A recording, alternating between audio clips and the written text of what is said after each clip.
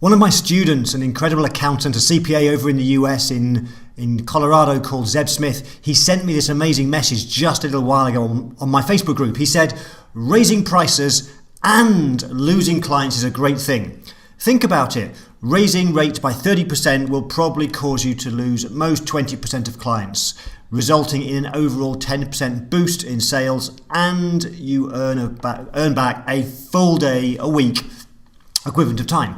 Imagine what you can do with a full day a week. He went on to say, the first time I did a 30% increase in pricing, I only lost one client. And he said, I now actually look forward to the pricing conversation. I update my prices every 2 months. It was such an extraordinary story, and I know Zeb is amazing at what he does. He's one of my star students. I've worked with him for some time, and so I asked him if we could jump on an interview and I could find out a bit more. Not only that, at the time of recording this video and doing the interview, we happened to have the coronavirus outbreak, and as part of it, I asked him, because he's doing some extraordinary things, how is he dealing with that? How is he helping his clients? So let's go and see the interview with Zeb and find out how he's doing some amazing things in his accounting firm.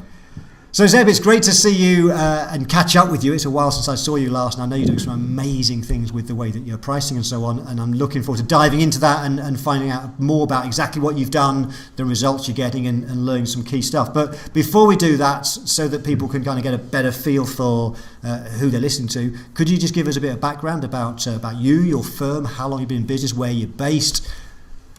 Yeah, absolutely.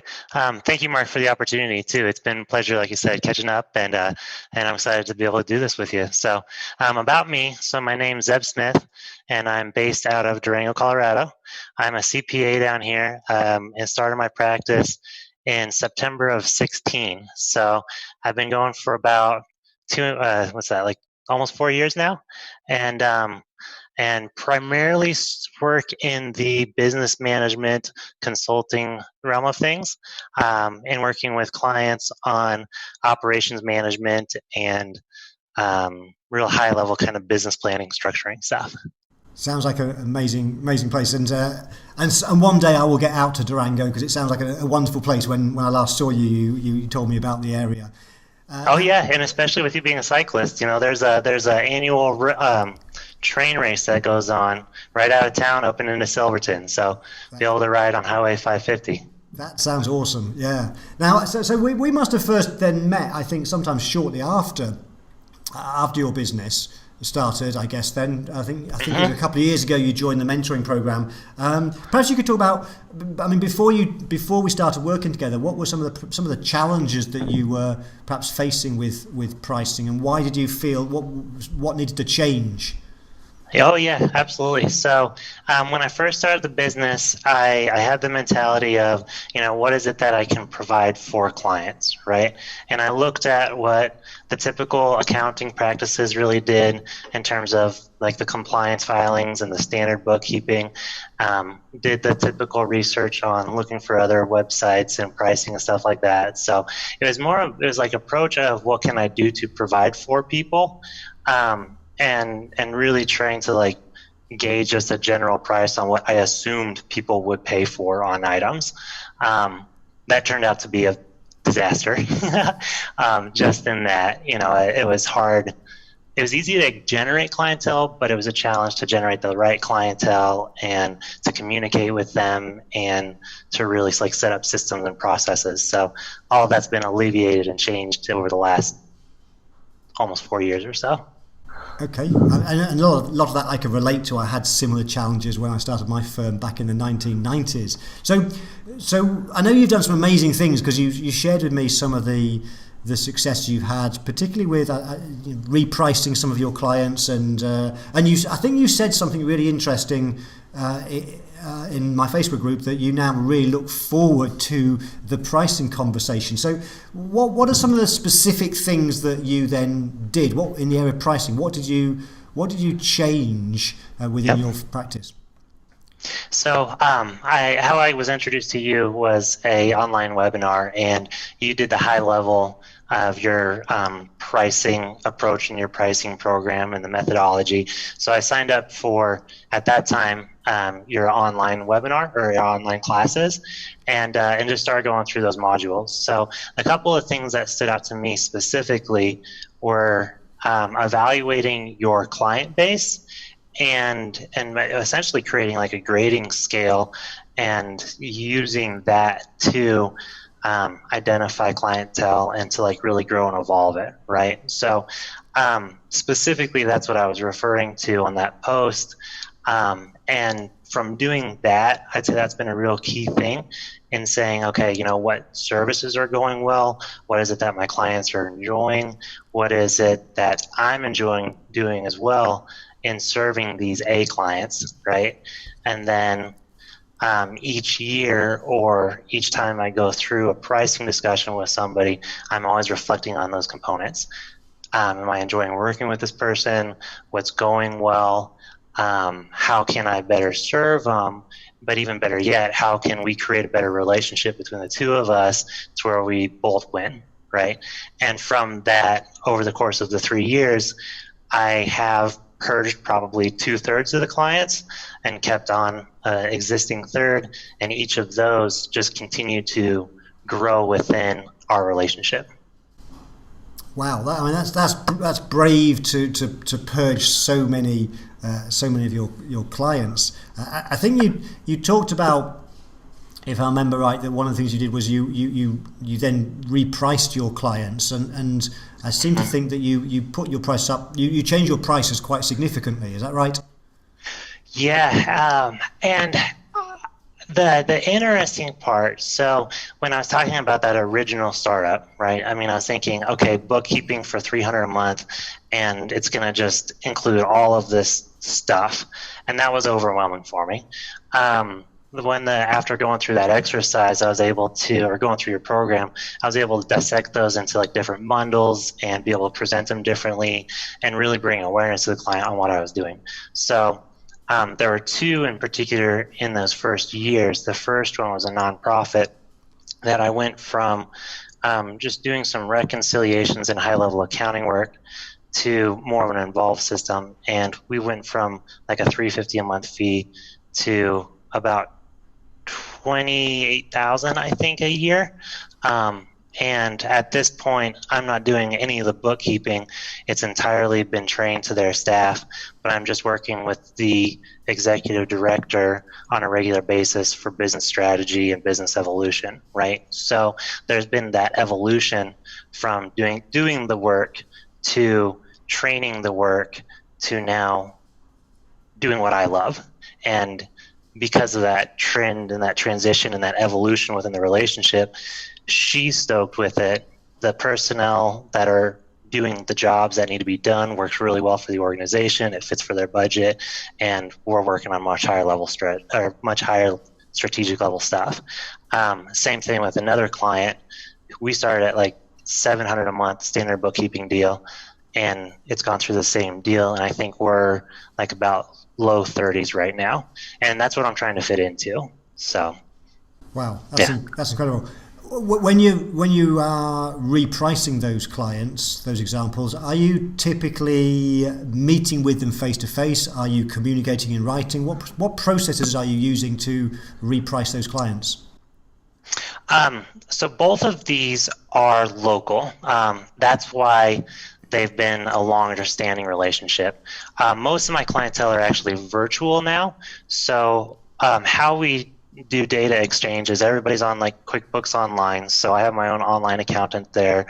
I use other virtual tools, communications such as like Zoom, or in particular like Google Hangouts, to be able to host our meetings with our screen shares. Depending on the relationship, we will oftentimes meet as infrequent as monthly, but as frequent as weekly, depending on the relationship.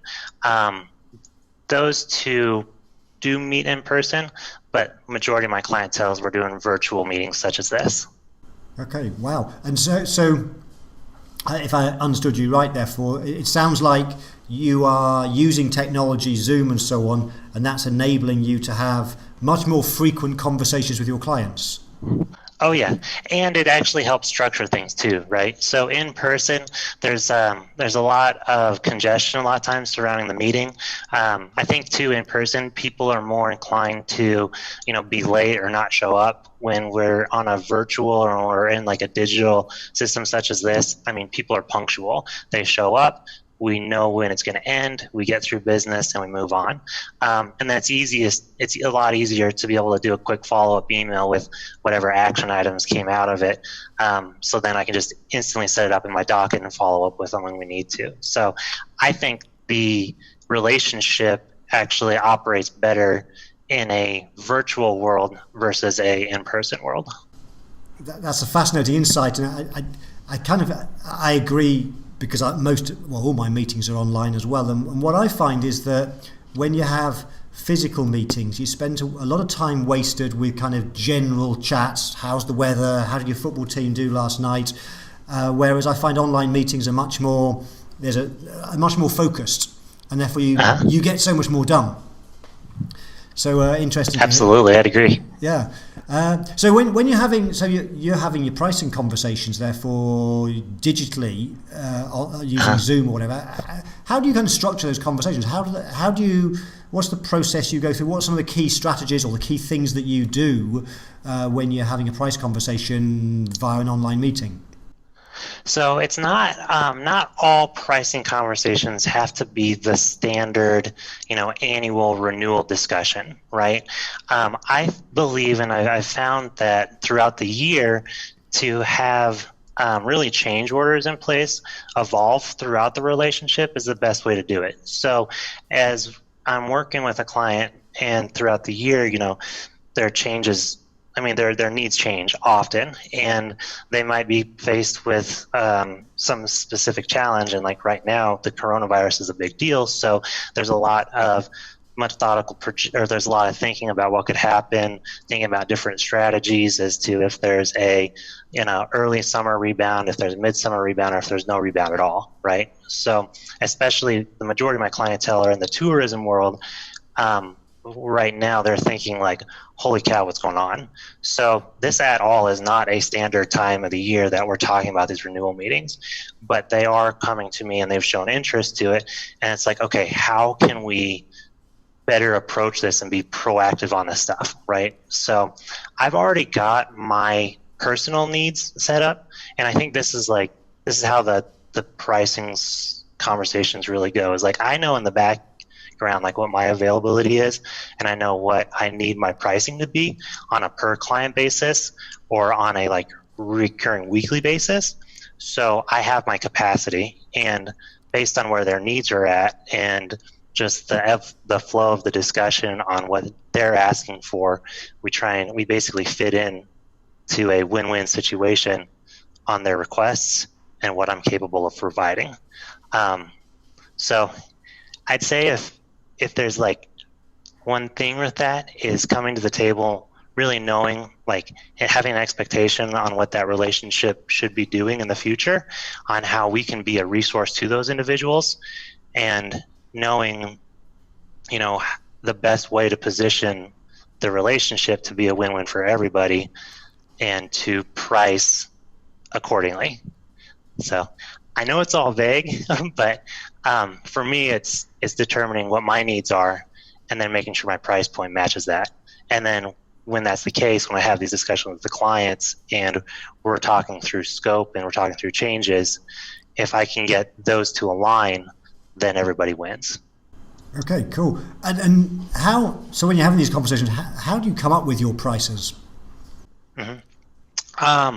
I've come up with my prices based on what my clients' interests are, right? So over the course of these last few years, and especially those relationships that I really enjoy working with, whether it's a specific industry or a particular type of person, I like individuals, owners that are around my same age, who are adventurous and, we relate to on a personal level. So how I've oriented my pricing around is looking at those relationships, understanding why those relationships work well, knowing where those price points are, and basically bundling my packages based on the way that based on what those clients are asking for and how I manage the relationship. So the flow of how the services have developed have been based on their needs as well as my capacities, and that's how we come to our pricing. Okay, awesome. And one of the things that I think has come across a few times, and also I keep seeing things that you're doing out in the world out there with some of your social media stuff and some of your emails. I'm on your email list. I get the stuff that you're doing, and you mentioned that obviously at the time we're recording this, there's a big issue around coronavirus, and so I get the real sense that you're a very proactive, forward-thinking accountant who really wants to help clients, help the businesses, and you have these regular conversations with them to understand their needs.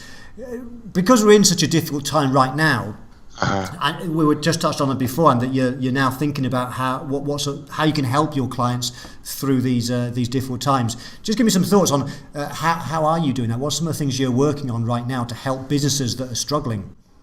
Yep. So instantly just giving them a call, right? I mean, even you mentioned this too, like because of this change right now, I mean, all of our schedules have totally shifted, right? So everybody's in a virtual setting right now, and most everybody's on lockdown. So I've taken this as an opportunity to call up every one of those people and just let them know, that everything's going to be okay, that we don't need to make any drastic changes, and that it's better we really take this objectively, right? So to have that initial opportunity to just call them, and I mean, I'm just utilizing this as an instance, but you can really do it anytime, right? You can time block, and I've done that throughout the year where I'll take a full week basically and just call clients at the beginning of the week, ask how things are going, ask, that maybe touch up on any just kind of personal matters that we've disclosed or talk about with each other, as well as kind of where their business evolution is or where their trends are or whatever. And then from there, it's like, okay, how can I better help you? And then it's unbelievable how open people are when you start to develop those relationships, and especially when you're targeting the same type of demographic or when you're targeting the same type of business owners, you start to identify these overlaps, right? Yeah. So those overlaps are then the key areas to be able to provide services into. And at the very end of those questions, there's always, well, what would you pay for that? And that can be an awkward conversation, but it's surprising how often I've actually learned people are willing to pay more for especially a relationship than what I would have ever imagined. So that's been part of those things that have helped me with realizing that my pricing originally was way too low, is because of the clients just disclosing to me what they would pay. So that's kind of the flow of it. Okay, awesome, amazing. So I'm conscious of our time, and I know you've got a client meeting coming up, so I've got a couple more questions. The first one's kind of, if you think back and reflect on your pricing journey over the last few years and some of the challenges you had at the outset, and now where you are today, what do you think has been the biggest thing for you, the biggest thing you've learned, the biggest result you've had? How would you describe that? Yeah, it was actually looking internal and saying, okay, Zeb, especially when I had my son in October, right? So he's my first child, and that was just instantly life-changing for me. I mean, truly, everything just shifted. But for that, the business was all about just go, go, go, push, push, push, do, do, do. And when he was born, it was kind of okay, I've got to totally take this thing differently. So I looked at where my needs were. I looked at where my limitations were. I met with our financial planner and said, okay, financially, what do I need the return on this business to be? And started to look broader, right? So when I started to look broader based on this new impact to my life, I was I basically now had a framework for how I needed to build the business. And then I just kept chipping down. I was okay, if I need to make this in the course of a year, knowing what I've learned about my relationships with my clients and who I really like, what's a feasible number, especially as a solo practitioner, on how many clients I can serve at the level of detail they want. So, in talking with the financial planner and understanding what my sales need to be, understanding what my retention needed to be, then understanding how few clients I needed to serve, I was able to arrive to like an annual sales point, right? And then that's when it all just kind of fell into play. I defined where my needs were and my limitations were, and then I have restructured the services and my pricing around my needs. And that has just like been incredible, because I'm now a lot clearer when I'm communicating with my clients about expectations. I can now stand next to and really like hold my own, really, if there's ever an issue with scope or them needing more and me not being able to provide it. Is like I have a purpose, and that purpose is to support my child and my family. The more I work for them as clients, the less I have with my family, which is totally counterintuitive. So it all just kind of falls together now. But really fascinating, because as you were telling me that, I was thinking, we're in that respect so alike, because when I started my practice in 1996, I spent 2.5 years making a complete mess of it. In fact, 3 years, doing everything wrong, pricing wrong, picking the wrong sort of clients. I had too many clients. My first child was born in February 99. My daughter Gabby, it was February 99, and it was 1999 where I had this kind of epiphany moment. I had to change, because I realised that if I carried on doing what I was doing, and I was working crazy hours in 97, 98, if I carried on doing that, I'd miss my children growing up. And so it was interesting, we both had almost the same thing. It was, for me, the birth of my first child, the imminent birth when I was towards the end of 98. I thought, something's got to change. I cannot carry on running a business like this. It's just consuming me. And so I think we made kind of similar changes. So that's fascinating.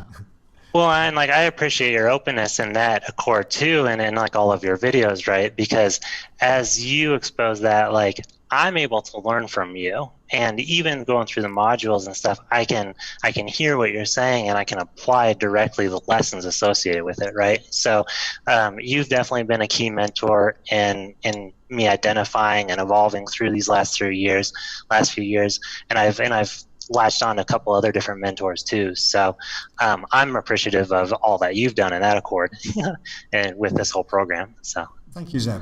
So one final question then, and this will be for the people watching the video. If you could share your 3 top tips, the 3 things you've learned over the last couple of years, what would those 3 things be? Have a lot of fun. Really put yourself first. And when you can put yourself first, it's so much easier to be able to engage and be present and be active with these clientele, right? So building the business around where your needs are as a practitioner, and then using that information to like bundle where your packages are based on what you enjoy to do and how you really resonate well with your clients, and then to put that out there to your clientele and grow that way. So listen to yourself, listen to the clients, and then get it to work together. That's great advice, Zeb. Thank you so much for sharing that, and it's been absolutely wonderful to catch up with you again. Thank you so much. Likewise. Thank you, Mark. Okay, goodbye.